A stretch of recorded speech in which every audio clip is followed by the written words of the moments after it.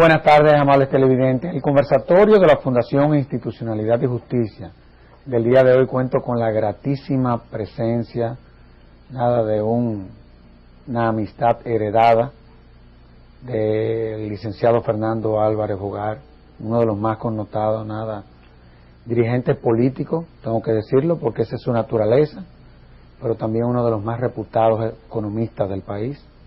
Usted ha sido probablemente el único economista que ha venido prediciendo las crisis que ha vivido la República Dominicana desde el punto de vista de la economía.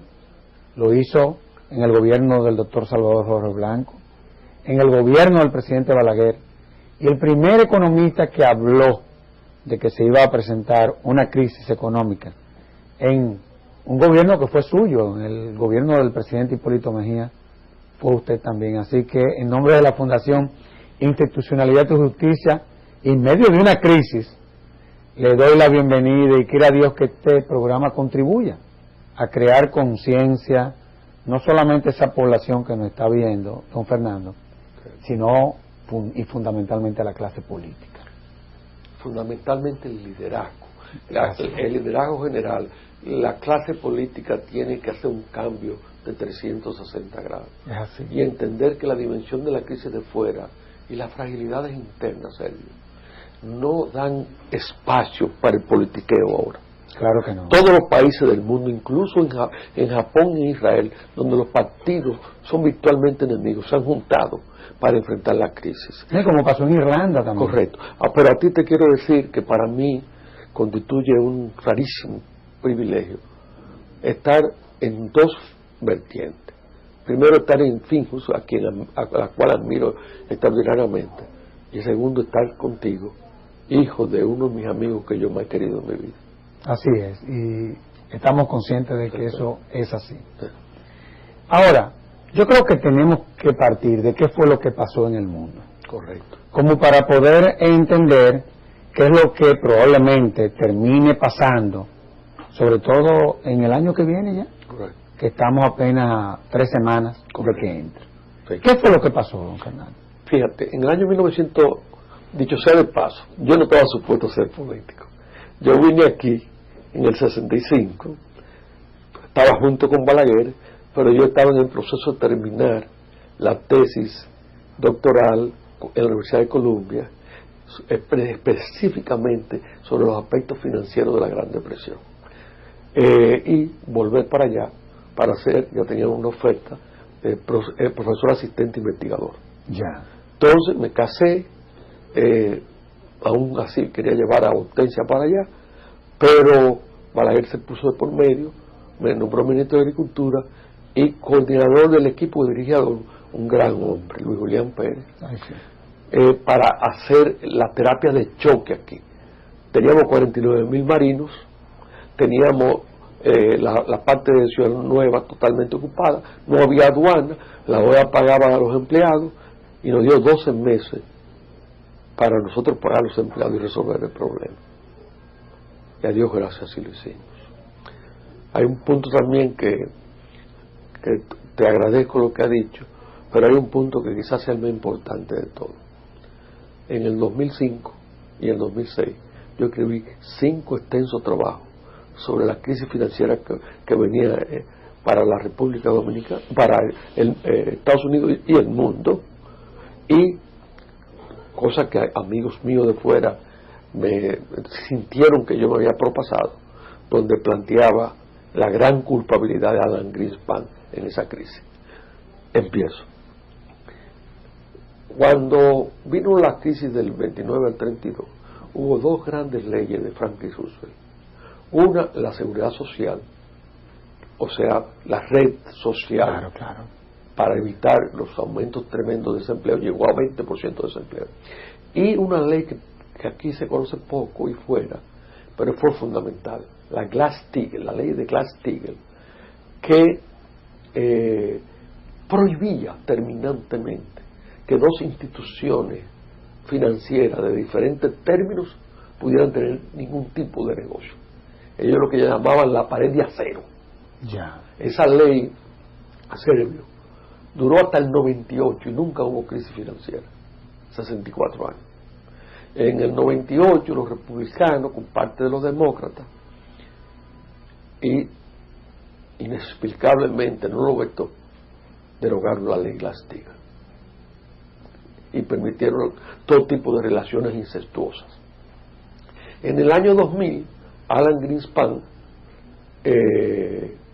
estaba dirigiendo la Fed, era de los firmes creyentes que el mercado no necesita regulación, y Edward Granley, una figura icónica en Estados Unidos, un gran investigador. Alan Greenspan no fue investigador.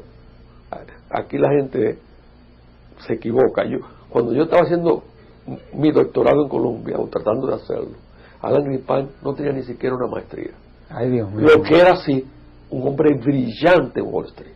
Él se convirtió en un símbolo, sí, en Wall Street. Pero él llegó a tener el PhD a los 50 y pico de años. Sin embargo, licenciado, su obra, Tiempos de Turbulencia, refleja otra cosa. Pero no es la realidad de lo que ocurrió. Ya. En el año 2000, Edward Granley, que era vicepresidente de la Fed, encargado de la regulación, junto a 6 de sus compañeros, ellos son 9 gobernadores, le planteó la necesidad de regular los fondos de coberturas y sobre todo regular todos los instrumentos financieros que tuvieran que ver con la parte hipotecaria. Y no obstante que la mayoría estaba por la regulación. Y los mercados tienen que regularse. Greenspan vetó en común acuerdo con el presidente nuevo, George Bush. En el año 2001, Bush redujo dramáticamente los impuestos de las personas muy ricas y redujo las ganancias de capital de las corporaciones de 25 a un 15%. Entonces hubo un aluvión de dinero a los centros ricos y a los centros de poder, lo que llevaba a las corporaciones, Sergio, a no tener que coger prestado. Entonces, en el 2002, Alan Greenspan, temeroso de lo que ocurrió en Japón en la década perdida, la deflación de 1990 a 2000, vio bajar la inflación a 1.5, atípica históricamente, y pensó que se debía a que Estados Unidos iba a hacer una deflación. No pudo comprender que una gran parte de esa reducción venía ya que China había entrado a la OIM, la Oficina de Comercio, que estaba mandando productos cada vez a precios decrecientes, ni había tomado en consideración las inmensas inversiones en cibernética y en tecnología de la década del 90, que todavía no habían tenido un efecto en la productividad de la nación. Entonces se asustó y abrió todas las compuertas de la liquidez. Por eso tú viste que en el 2002, el 2003 y la mayor parte de 2004, los fondos federales y los intereses estaban a 1,5%. Sí, así es. Y la inflación más alta. Claro. O sea, por encima de la tasa de interés. Por tanto, la tasa de interés era negativa. Claro. La tasa de interés negativa es la creadora de las burbujas. Se aumentó enormemente la burbuja de la vivienda hasta llevarla a un aumento en 10 años cercano de un 90%. Y a la vez empezó la gente a prestar. Y al no haber regulación, Fernando Álvarez, por ejemplo, era jefe de un instituto de hipoteca y le prestaba a Joaquín. Entonces, cogía las distintas hipotecas, distinto a antes que tenían que quedarse con las hipotecas las instituciones, la juntaba y la vendía en un instrumento que le llaman derivada. Y la compañía calificadora, en un acto para mí de un extraordinario conflicto de interés, debían estar presos. Cogían unos instrumentos que eran CCC en calidad, quizás BBB, y le agregaban un 25% de instrumentos AAA y le permitía a los bancos de inversión vender esos instrumentos como si fueran AAA. Ay, Dios mío. ¿Tú estás entendiendo? Entonces, para darte una idea. Pero esa gente deberían estar en la cárcel. Todos. Deberían de estar en la cárcel. Claro. Para darte una idea, el número de derivadas pasó de 3,5 trillones a 59 trillones de dólares. Eso podía funcionar mientras no hubiera una corrección. Cuando los bancos de inversión no pudieran vender los instrumentos de 90 días para poder apoyar a los otros, entonces iba a crearse una crisis. Yo lo planteé en el 2005, en el periódico Hoy, y en el 2006, por lo menos en 4 largos artículos. Viene el crack, se rompe la burbuja del crédito, hay pérdidas enormes. UBS y Citigroup tuvieron que poner a capítulo de ganancia y pérdida 120 billones de dólares, y las pérdidas llegaron a $1 trillón de las instituciones financieras. Pero lo más grande fue que creó una desconfianza tremenda, que no se querían prestar las unas con las otras, porque nadie sabía el grado de contaminación que ellos tenían. Por el lado del consumidor, el precio de la vivienda en los últimos 9 meses, según el índice Case-Shiller, ha bajado un 17.8%. Y tú te encuentras que los consumidores que dependían de eso y de su pensión para sentirse bien y poder gastar, ahora la pensión, para que tú tengas una idea, el mercado accionario de enero a la fecha ha caído en 7.2 trillones de dólares, cuando en Estados Unidos el PBI es 12.4 trillones, casi igual a eso. Entonces, como consecuencia, los consumidores no están gastando. Ellos hay 2 tipos de gasto o consumo: el consumo obligado, que es la comida, la medicina, el transporte, y el discrecional, que son los carros, que son la nevera, la estufa, la televisora. En el mes pasado, Chrysler vendió 47% menos que el mismo mes del año pasado, el General Motors 41%, y Toyota y la Ford 32% menos. El consumo discrecional está parado en Estados Unidos. ¿Qué está ocurriendo? La crisis se desparramó porque se infectó toda la zona euro y todos las personas, la institución, los países pertenecientes a la OECD, que son los 30 países industrializados. Hubo un paro, una reducción tremenda de la demanda, y como consecuencia, ¿qué ha ocurrido? Como consecuencia de todo eso, en los últimos 5 meses, el índice de los bienes básicos, que es el petróleo, los metales y la comida, han disminuido 54% drásticamente. 54% en 5 meses. ¿Cuál es el efecto de eso? Que ha llevado la recesión a todas las naciones, que dependían de los commodities, de los bienes básicos. Hay pérdidas de empleo, inclusive. Sí, no, ni hablar. Locura. Ni hablar. Entonces, para que aquí los que nos están viendo tengan una idea, y yo lo dije esta mañana también, en junio de este año, no estamos hablando en junio de hace 2 años, de este año, un contenedor mandado de Hamburgo, de China a Hamburgo, costaba $2,000, ahora cuesta 500 y pico de dólares. Un barco estándar de comida al granel, soya, maíz, o de los ingredientes que necesita para hacer el acero, de Brasil a China costaba $32,500 diarios, ahora están en $14,000. ¿Qué te indica eso? Que la caída de la demanda es mundial. Claro. Absolutamente mundial. Por ejemplo, en el Financial Times de hoy, que yo lo leo anoche antes, estoy suscrito online, en un análisis que se hizo, por eso yo me río cuando dice que no nos van a afectar aquí, de los suplidores de tela, suplidores de saco, etcétera, a través de la aduana. Hace 7 meses había 22,000 y pico de suplidores, ahora ha bajado a 14,000 suplidores, y de eso hay 3 a 4 mil que están vendiendo 50% menos. Ahora, déjeme preguntarle algo. Sí. ¿La magnitud de esta crisis Sí.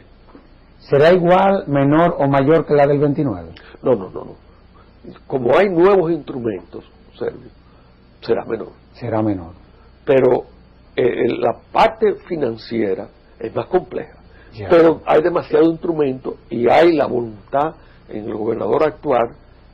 Por ejemplo, aquí hablan de que el bailout, o sea, la ayuda, es 800 millones. Ya ha comprometido la Reserva Federal Americana 3 trillones de dólares. Ay, Y Dios aquí no mío. se habla de eso. Entonces, hay la voluntad de hacer lo que hay que hacer, lo que haya que hacer. Pero el problema estriba que están ocurriendo diversas cosas al mismo tiempo. La médula ósea, a mí me gusta usar mucho los términos médicos, de la economía mundial es el sistema financiero. Claro. Y la contaminación es de tal nivel que quizá ahora estemos a la mitad del camino de lograr lavar, yo le llamo la septicemia, lavar esa sangre que está infectada. Ya. Entonces, las proyecciones que hay para el 2009 del FMI, hoy salió la del Banco Mundial, la de que yo la recibo de JP Morgan Chase, que son unos trabajos así, porque tengo un alto ejecutivo amigo, porque se le manda a alto ejecutivo. Ya. La proyección es que va a haber una reducción del menos 0.4. Ahora, donde están todas de acuerdo es que Estados Unidos, Japón y la zona euro, que representa aproximadamente un 60% del Producto Bruto Interno Mundial, todas tendrán contracción. Por tanto, el año 2009 puede que haga una ligera mejoría en el cuarto trimestre, pero hay unanimidad entre todas las instituciones sólidas del mundo de que va a haber una contracción y que en términos comparativos será 2,5 veces peor que el 2008. Ahora, vamos a la República Dominicana. De acuerdo. Cuando uno ve lo que son los datos que da el Banco Central y algunas instituciones especializadas, Sí. uno se encuentra de que en la República Dominicana de hoy Sí. nos encontramos con dos componentes que están afectando a la economía de una forma tal que va a tener que llevar a la propia clase política y a la sociedad en general al centro de la reflexión, y me explico. Sí. Tenemos un déficit en la cuenta corriente. Y 5,000 millones. Por eso es una locura. Bueno, Pero un déficit fiscal también. 40,000 millones. Eso es terrible. Está hablando de un déficit fiscal serbio solo del gobierno central. Si tú tienes el consolidado que incluye los 29,000 a 30,000 millones del Banco Central, son 70,000 millones. Bueno, pero eso entonces ha traído como consecuencia de que tanto el Banco Central como la banca privada Correcto. haya perdido más de 1,000 millones de dólares de sus reservas. No sé cuánto, pero yo sí sé es que es muy importante, Sergio, la relación reservas netas y importaciones. Explique eso. Bueno, normalmente debe haber entre 3 y 4 meses de reserva neta, y en el mejor de los casos, si hay 1.800 millones de reservas netas y las importaciones están en 1.400, tenemos para un mes y 10 días. Pero eso es preocupante. Claro que sí. Y entonces, ¿cómo se puede, cómo le podemos dar respuesta a esa situación? Tendremos que hacer 3 aspectos. Vamos a ver. Primero, el modelo político de este país no funciona, es dañino para la salud económica de la nación y está acarreando a la nación a una crisis sin precedentes. ¿A qué me refiero? A la hiperburocratización. Claro. En el año 1986 yo escribí un trabajo que se llamaba La tragedia del populismo, en la que yo criticaba seriamente a don Antonio y a Salvador, ambos muy amigos míos, por haber aumentado el número de empleados públicos de 180,000 a 256. Pero ahora sobrepasan los 500,000. 600,000 cuando tú tomes en consideración no solo el gobierno central, sino todas las instituciones que reciben dinero del Estado, desde los ayuntamientos a la Cámara de Cuentas a la Suprema Corte de Justicia. Ay, Entonces, ¿qué es lo que sucede? Por ejemplo, en agricultura, nosotros la manejamos en una época floreciente, con menos de 5.000 empleados. Estoy hablando en las distintas instituciones, hay 25.000 empleados. Tenemos 4 millones de contribuyentes en el estudio. La nación no aguanta 600.000 empleados públicos. Claro que no. Y entre los empleados públicos y el pago de deuda externa, que hasta en 80 años aumentó a 3.800 millones, y en 9 años ha aumentado a 10.000 millones. O sea, el acumulativo de 70 años, 3.600 millones. Ahora, usted habla de que hay que cambiar el modelo político, y no sería que lo que hay que cambiar sería el modelo económico. No, son los dos. Son los dos, ¿verdad? Sí. Ahora, yo te iba al primero el político, porque se convierte en un fardo absolutamente inaceptable para poderlo cargar la parte productiva de la nación. Ya. Porque no hay ahorro. No hay ahorro. No. Lo que pudiera ser ahorro para el gasto social y para aumentar la competitividad de la nación no existe. Al contrario, hay deudas. Deuda y déficits. Claro. Entonces, como consecuencia, el modelo económico que tenemos, que nunca debimos de haber tenido, sustentado solo en servicios y consecuentemente extraordinariamente dependiente de los vientos que vienen de fuera, tiene que enfrentarse, por un lado, con un peso sobrevaluado. Si el peso está 10% sobrevaluado, eso significa un impuesto a las exportaciones de un 10% y un subsidio a las importaciones de un 10%. En segundo lugar, una electricidad 26, o pon tú 25, 24, cuando en Centroamérica está 14. Ay, Dios mío. Entonces, ¿cómo puede competir la nación? Entonces, abandonaron el sector productivo del campo. No estoy hablando necesariamente de gobierno. Los últimos 3 o 4 años. Una corriente. Una corriente. Cuando nosotros llegamos a exportar, solo el SEA llegó a producir casi 1 millón de toneladas. Ahora, licenciado, todo en la vida es un proceso. De acuerdo. Cuando usted habla de que hay que cambiar el modelo económico, evidentemente, muchas veces la calidad de la mano de obra Sí. te define inclusive el propio modelo económico. Y en la República Dominicana hemos descuidado mucho el área de la educación. Estamos invirtiendo 2%, más o menos un 40% de la media americana. Cuando Costa Rica está invirtiendo el 6% y se ha dispuesto a invertir el 8%. Correcto. Y por eso es el tercer país en el mundo que está exportando tecnología. Absolutamente. Ahora, cuando hablamos de déficit en la cuenta corriente, correcto, y del déficit fiscal, sí, eso trae como consecuencia un déficit presupuestal. ¿Es así? No, el déficit fiscal es el déficit presupuestal. Es así, ¿verdad? Correcto. Bueno, el año 2007 no tuvimos déficit en el presupuesto.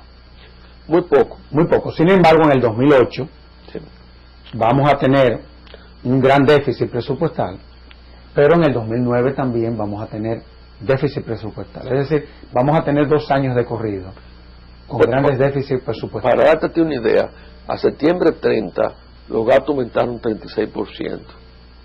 Ay, Dios mío. Y los ingresos un 5%. ¿Y a qué se debió que se disminuyeran tanto los ingresos? Porque estamos llegando ya al nivel donde el sector privado y los pequeños negocios han llegado al límite de sus impuestos. O sea, ya comienza a sentirse. Sí. Y ahora hay un buen aspecto que aquí nadie ha tratado, Sergio.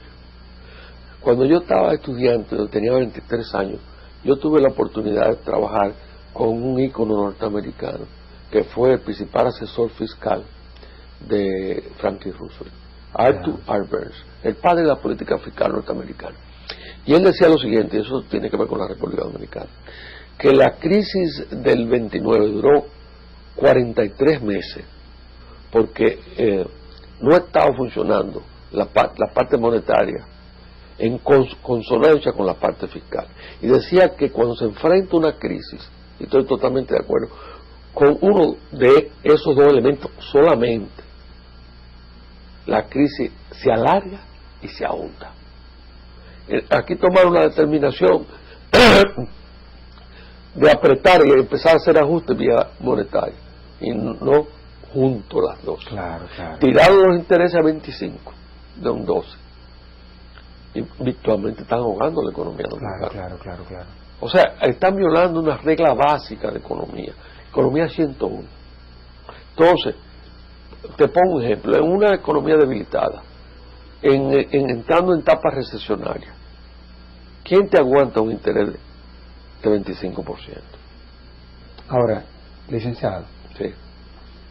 si vamos a tener un déficit, como el efecto lo vamos a tener en Sí. el 2009, una vez más, Más grande que el 2008. sí, sobrepasa, llegan casi a los 70.000 millones de pesos. Sí. Evidentemente ha disminuido el consumo. Sí. Eso trae como consecuencia de que también disminuyan las recaudaciones. Absolutamente. ¿Es así? Absolutamente. Pues entonces el camino es el endeudamiento.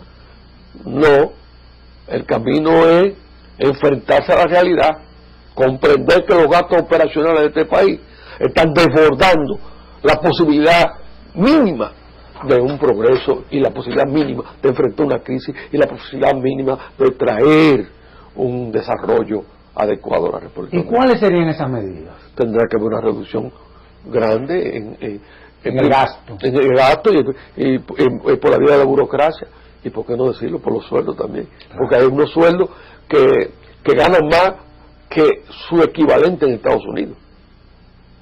Habrá más apagones, definitivamente. No debería haberlo.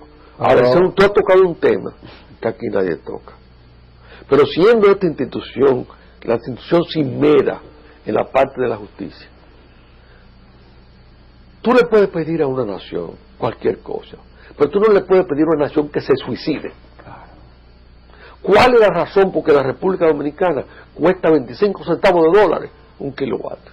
¿Por qué una planta que está pagada hay que pagarle? Eso es corrupción. Sí.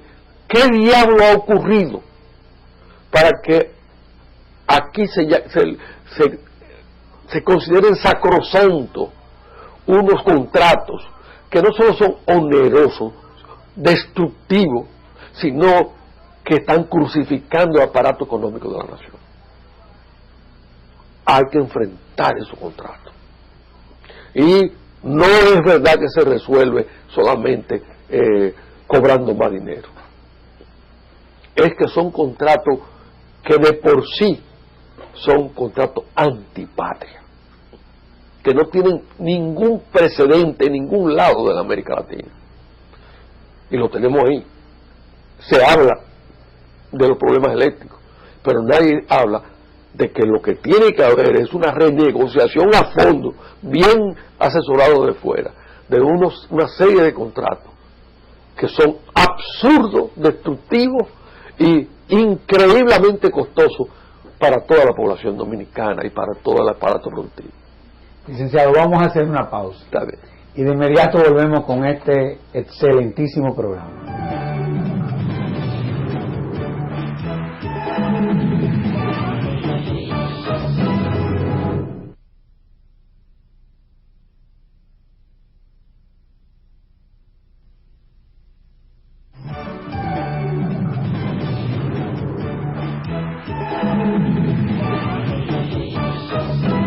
Licenciado,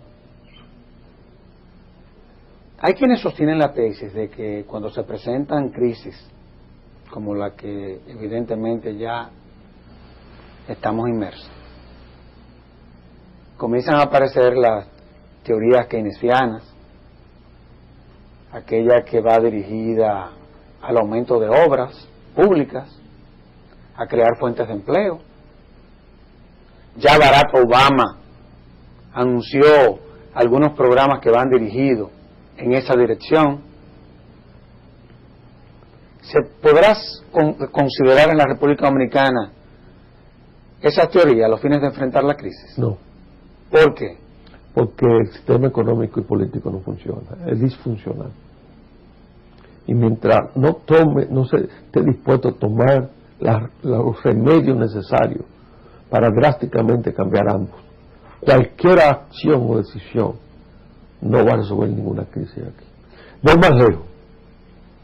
Por la dimensión de la crisis de fuera, repito, Y es el error que hay aquí en los líderes políticos, y con todo respeto pienso que el propio presidente, que cree que son crisis típicas de carácter cíclico, cuando es la tercera crisis sistémica del año 1890 a la fecha. No es posible que se opere con un partido. No es posible. El presidente planteó que va a reunir a todos ustedes y a los partidos en enero, después que pase el presupuesto. Presupuesto del 85% de los utensilios, para poder enfrentar y modificar los elementos que crean la crisis. Esa reunión se debe dar en esta semana. Sí, antes de. Claro. Y si tienen que posponer el presupuesto para el año que viene, que lo pospongan. Y si lo tienen que posponer para marzo. Como él dijo que iba a ser más o menos igual que el pasado, se sigue funcionando con los parámetros del pasado. Pero lo digo hoy, y lo digo con respeto al presidente, un país nada más puede tener un presidente a la vez. Y es mi deber, como creo ser un hombre de Estado, de dar una opinión que no sea politiquera.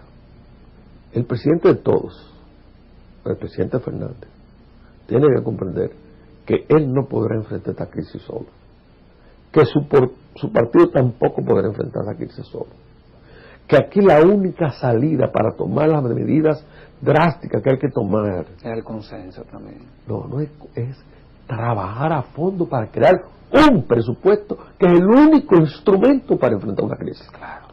Ahora, va a pasar el presupuesto la semana que viene. Ahora déjeme preguntarle algo. Yo entraba con las teorías keynesianas. Sí. Porque cuando uno oyó al presidente, el presidente se va por esa dirección. Él habló de aumentar fuentes de empleo y de anunció una serie de construcciones de obra. No sé ¿Qué le pareció el discurso del presidente? ¿Usted cree que el presidente planteó soluciones al problema? Yo pienso que el presidente, la opinión que tuve de verlo, es que no tiene una idea clara de la dimensión de la crisis. Que cree, como épocas anteriores, que las mismas se puede resolver con parchos.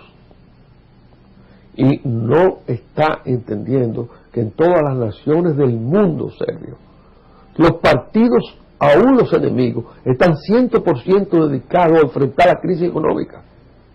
Y las instituciones tipo esta. Claro. Entonces, un diálogo en enero, después de pasar el presupuesto, como usted dijo ahorita, no es un diálogo, es una notificación. Y él no, y lo digo con respeto, él y su partido no tienen la fuerza para poder enfrentar esta crisis solo. Aquí tenemos los que queremos a este país, los que honramos a nuestros muertos y que enterramos, los que ya a mi edad quieren dejar un camino mejor a los muchachos que no vienen. Estamos en la obligación de actuar en conjunto y enfrentar los tópicos y los puntos que desde el punto de vista politiquero es malo enfrentarlo, pero desde el punto de vista económico y social es fundamental. Reitero, el modelo político de este país y económico no funciona, es disfuncional. ¿Qué está sucediendo? Elecciones cada 2 años. Vivimos en un permanente estado electoral.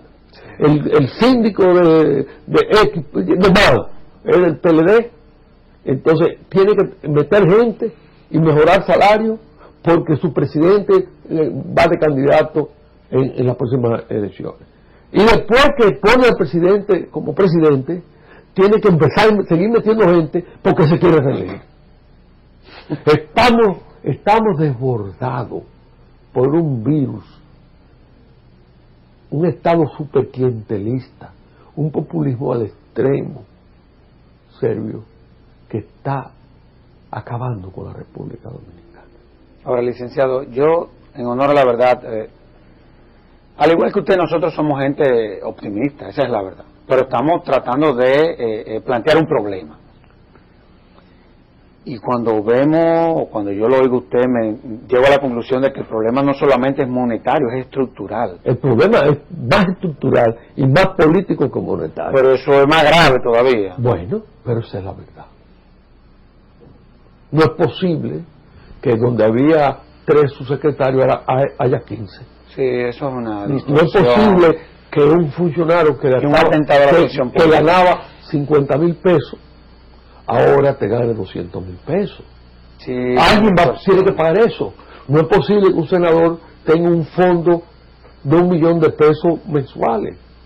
A mí me gustaría que lo tuviera, pero no podemos darnos el lujo de tenerlo. Entonces, la realidad, Sergio, es que independiente de los problemas económicos graves, económicos y sociales, no podremos enfrentarnos adecuadamente con ellos mientras no modifiquemos la forma como el liderazgo político está funcionando en este país. Ahora, la economía es una ciencia. Sí, pero oye bien, cada día usan más la sociología y la psicología. Bueno, es una ciencia social. Sí. Y la sociología y la psicología son ciencias sociales. Correcto. Esa es la verdad. Sí. Y qué bueno que comiencen a confluir. Sí. Eso es espectacular. Sobre todo porque la sociología es la combinación de las estadísticas con la historia. Correcto. Y la psicología es el componente humano. Correcto. Que es la principal herramienta Correcto. de una nación. Ahora, cuando vemos y observamos todo esto, hay algunos componentes que no dejan de ser positivos. Sí. Por ejemplo, la disminución del petróleo, Sí. la disminución del precio de los alimentos importados. Sí. Pero no se ha visto mucho. ¿Por qué? Ahí era que iba, o sea, sí. ¿Por qué? Primero en el caso, porque no fue la semana pasada que bajaron de todo. Es un proceso también. Es un proceso abrupto en 5 meses. Pero una verdadera locura. Por 2 razones. Muchos de esos productos están controlados por los oligopolios, que son 2 que se ponen de acuerdo y ponen el precio. Vamos a hablar con franqueza, esa es la realidad. Y el otro es controlado por el gobierno y necesita esos recursos por encima de la ley.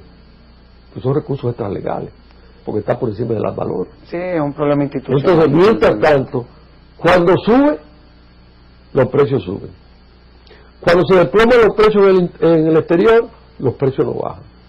La República Dominicana está logrando algo que científicamente yo creía posible, imposible. Está desafiando la ley de la gravedad. Pero eso es grave. Pero es la realidad. ¿Cómo es posible que el Porque eso es lo único que uno no pudiese desafiar. Usted puede desafiar cualquier cosa, menos eso. Pero es la realidad. El trigo está a la mitad y los panes siguen igual. Ay, Dios mío. Pero esa es la realidad. Ahora, ahí, ¿a quién le corresponde actuar de esa manera? A las instituciones oficiales. Claro que sí. Claro, sobre todo porque el fracaso de un Estado no es responsabilidad exclusiva de la clase política, además, también de su sociedad. Pero lo que quiero decirte que es la obligación fundamental de las instituciones que regulan esos sectores, de hacer cumplir, y no que violen el mercado a costa de la inmensa mayoría de un pueblo. Esa es la realidad. Aquí pasó algo que yo no había visto nunca en mi vida, y no creo que haya existido nunca en la vida. Cuando la tasa de cambio bajó de 48 a 27 al principio del gobierno, debimos haber tenido por un par de años lo que se llama inflación negativa. Es decir, los precios tenían que haber caído con una inflación negativa. Siguieron subiendo, el índice de precios siguió subiendo. ¿Cómo es posible eso? ¿Cómo es posible eso? ¿Cómo es posible que no haya un sentido mínimo de compasión? ¿Y no será que es un Estado desarticulado? Yo no lo sé. Eso es posible. Yo no lo sé, Sergio. Lo que sí te digo es que los que menos pueden han recibido una penalización extrema. En este momento, el 75% de todos los impuestos son indirectos. No sé por qué aquí le llaman indirectos. Fuera de aquí le llaman regresivos. Que entre las personas es más pobre, es mayor la proporción de sus ingresos que pagan. 75%. La unidad de inteligencia del economista dice que el máximo que pudiera ocurrir es un 50%. No necesariamente lo conveniente. En la República Dominicana tenemos un 75%. Es un juego de dados cargado contra el que menos tiene.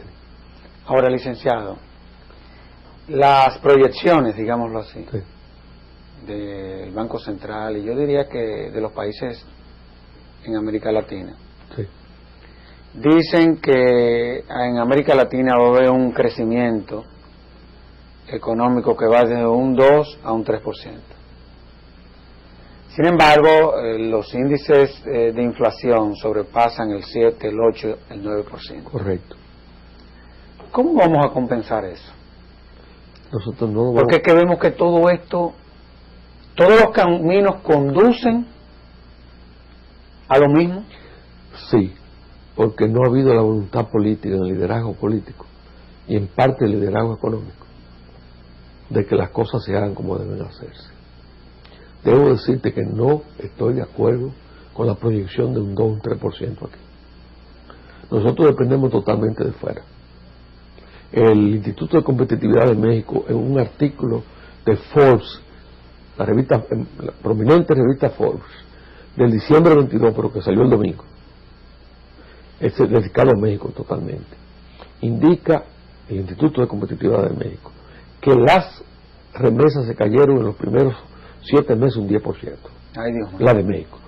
En segundo lugar, que está proyectada una caída de 16-18% en el 2009. En tercer lugar, que la zona fundamental de lo que ellos llaman las maquilladoras, aquí le llamamos zona franca, 236,000 empleados tienen en la parte norte de México.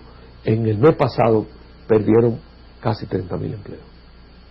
Entonces, sin México, que depende en gran parte de su diáspora, Claro, claro. está siendo afectado. Al igual que nosotros. Sí, la pregunta que te hago a ti: ¿por qué la República Dominicana, que está dependiendo de su diáspora en Estados Unidos y en España, donde la crisis es peor que Estados Unidos? Peor. La crisis es peor. Todavía. O sea, hay 12.9 de desempleo No. y se proyecta 18% de desempleo. Entonces, no va a afectar el turismo nuestro, no va a afectar la remesa nuestra, no va a afectar la venta la venta de la zona franca. Ahora, un ejemplo, no sé si te lo dije, en el Financial Times aparece un artículo en cuanto a la cuestión de aduana, y el número de suplidores de ropa, como te dije, se ha bajado en un 40%. Eso nos afecta a nosotros directamente. Bueno, a nuestras exportaciones. pero las informaciones que nos están dando es que no. Ahora, si va a haber, una disminución considerable del crecimiento económico, si va a haber nada pronosticado, una inflación considerable, eventualmente eso no convendría que no creciéramos mucho, a los fines de que no se nos vaya a disparar la tasa de cambio. Mira una cosa, la inflación no va a ser muy grande si las instituciones gubernamentales cumplen con su deber de simple y llanamente ir a lo de los oligopolios que están prohibidos por la Constitución Dominicana y decirle: bajó tanto el trigo, tú tienes que bajar tanto la comida. Tan sencillo como eso. En segundo lugar, la tasa de cambio anclada, como la han tenido aquí, hemos pagado... Eso no es real, ¿eh? No, nosotros Y tenemos... eso es una distorsión. Eso es una crucifixión de la clase, Claro, la clase productora. Claro. Tanto la que produce para aquí, porque le subsidian su competencia, como lo que exportan, porque eso equivale a un impuesto. Entonces, aquí, eso es como en la época de nosotros, en la virginidad, con lo que la muchacha con la que uno se casaba. Eso no tiene sentido. Si a costa de eso se está acabando, usemos una palabra menos dura, deteriorando el aparato productivo de la nación, que es lo que depende de la creación de empleo en la República Dominicana. No, y más aún cuando después de todo lo que ha pasado se ha podido demostrar que la inflación muchas veces ni siquiera depende de la tasa de cambio. Ya te lo dije a ti. Ahora es el único caso que he visto. Es así, He ¿verdad? estudiado toda América Latina y el único caso que he visto donde se ha desplomado la tasa de cambio y ha seguido creciendo los precios es aquí. Creo que eso es increíble. Bueno, porque que en la República Dominicana hay que buscar el libro de Ripley, Aquí suceden fenómenos económicos y sociales que no se ven en ningún lado del mundo. Ahora, hemos hecho un diagnóstico. Sí. Hemos hecho un diagnóstico y yo diría que hasta un pronóstico. Correcto. Usted también ha hablado nada de que hay que cambiar el modelo económico, el propio modelo político. Sí. Tenemos que vivir como una especie de perestroika en la República Dominicana desde el punto de vista institucional, social. Yo creo que toda la clase dirigente debe de nada de revisar los conceptos. Ahora, partiendo de que, bueno, se dé esa reunión en donde, bueno, nos juntemos todos. ¿Tú dices en enero? No, después, cuando sea, ojalá que sea mañana. No, pero que si es después del presupuesto no es razón. No tendría ningún sentido. No tendría ningún sentido. Pero si se hiciera antes del presupuesto, vamos a partiendo de que usted y yo somos hombres de fe, sí, de que se dé el milagro. Ok.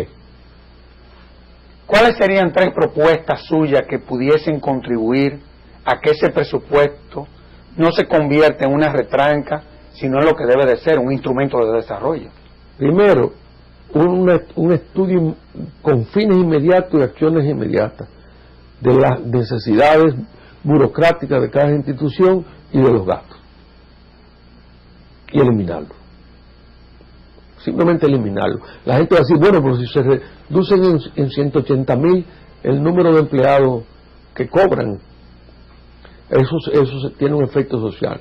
En las informaciones que yo siempre he estudiado, un gasto que si tú pones un fulano y gasta 10,000 pesos, el multiplicador es 1. En otras palabras, ese peso que el gobierno invierte en el individuo genera 1 peso. Si tú lo pones en un canal de riego, genera 4. Entonces, nosotros tenemos que acomodar el lugar, tomar las decisiones para reducir los gastos de consumo y los gastos operacionales. No importa qué. Y incrementar el ahorro para utilizarlo, para mejorar el gasto social, pero sobre todo para aumentar enormemente la inversión en infraestructura y en productividad. Segundo lugar, hay que entrarle a 2 manos al sector eléctrico. A 2 manos. Nadie puede pedirte que tú te suicides. Eso es equivalente a un suicidio económico, el aparato eléctrico que tenemos aquí. Y ahí, si las cosas se supieran, yo no las sé, son de tal horror, porque yo no puedo comprender cómo puede darse unos contratos serios que cobren 10 centavos por kilo más que en Centroamérica. Yo no lo entiendo. A mí alguien tiene que demostrármelo, porque mi capacidad intuitiva no la permite. Ahí van 2. Ahí van 3. Eliminaría las elecciones cada 2 años. Pero con circunscripciones. Ya. Yo quería hablar con tu hermano para explicar cómo funcionan las circunscripciones en Estados Unidos. Bao tiene 3 diputados. En 3 trocitos geográficos van los diputados. Porque el dado está cargado ahora mismo para que ningún candidato independiente pueda ganar. Y los partidos ponen a quien le da la gana. Claro, claro. ¿Por qué? Porque es por arrastre. Entonces, si tú puedes ser una persona que te odie en tu comunidad, pero invierte una cantidad de dinero en las otras comunidades, y le gana a uno que su comunidad lo ama, claro, porque no tiene el dinero para gastarlo por allá. El liderazgo local lo han destruido. Pero, por ejemplo, hay 11 regidurías. 11 regidurías. Son 4,000 votos por regidor, 5,000 votos por regidor. Ahí, el maestro del pueblo, la persona que es querida, se tira independiente y arrasa los partidos. Pero además, demanda una mejoría de la calidad de la gente. Claro. El sistema de elección que tenemos nosotros está cargado para favor de los sinvergüenzas y los mediocres. Sí, es permisivo y en fin, está contaminándolo todo. Entonces, ahí hay varias de las acciones que hay que hacer. Pero, por último, lo más importante, entender que nuestro deber, nuestra obligación, es cuidar por este pueblo. Así es. No está hablando tonterías y intrascendencia. Y juntos, todos, crear un plan de nación. Juntos todos, iniciar creando un presupuesto que nos permita enfrentar la crisis. Juntos todos entender que tenemos unos patrones de consumo propios de un país petrolero. ¿Cómo es posible que la República Dominicana tenga más Porsche per cápita que ninguna otra nación de América Latina? Una barbaridad. ¿Cómo es posible que tú andas por aquí vienen mis amigos y me dicen, pero ven acá, aquí hay más vehículos y jipetas de primera que hay en la ciudad de Nueva York? En la ciudad de Nueva York. Entonces, honestamente, eso grita, a mi juicio, contra lo que Dios demanda de un ser humano. Entonces, tenemos que hacer un cambio, tenemos que ajustarnos y vivir conforme a las condiciones que tenemos. Licenciado, sí. El tiempo se agotó. Sí. ¿Tú me das medio minuto? Claro que sí. Yo me quiero referir a mi presidente. Yo no soy parte de su partido ni de ningún partido. Usted es el único, porque no es un presidente. Las decisiones que hasta ahora usted ha presentado son insuficientes para enfrentar la crisis. Su partido y usted, por sí solo, no pueden enfrentarse a la situación actual. La mayor riqueza que hay en este país es su diversificación, las diferencias genuinas, su gente, sus instituciones como fijos. Proceda a convocar a todo el liderazgo nacional ya. Cree un presupuesto que tome en consideración que tenemos un estado político y económico disfuncional y que lo mejore. ¿Habrá daños? Señor presidente, lo habrá, porque decirle que no lo va a haber se equivoca. Pero o nosotros, señor presidente, corregimos el mercado con daños manejables en un periodo no largo, quizás 6 o 8 meses. El mercado nos va a corregir a nosotros con daños intolerables. Yo quiero darle las gracias a esta prestigiosa institución y a ti específicamente, amigo querido, por haberme dado la oportunidad de hacer mi presentación. Para nosotros fue un lujo y un honor tener a Fernando Álvarez Ugar compartiendo este conversatorio con la Fundación Institucionalidad y Justicia. En nombre de mi consejo de directores le agradezco. Gracias. El que me haya permitido ese lujo. Gracias. Y a ustedes, amables televidentes, les decimos hasta el próximo domingo, en donde estaremos en un nuevo conversatorio de la Fundación Institucionalidad y Justicia. Hasta entonces.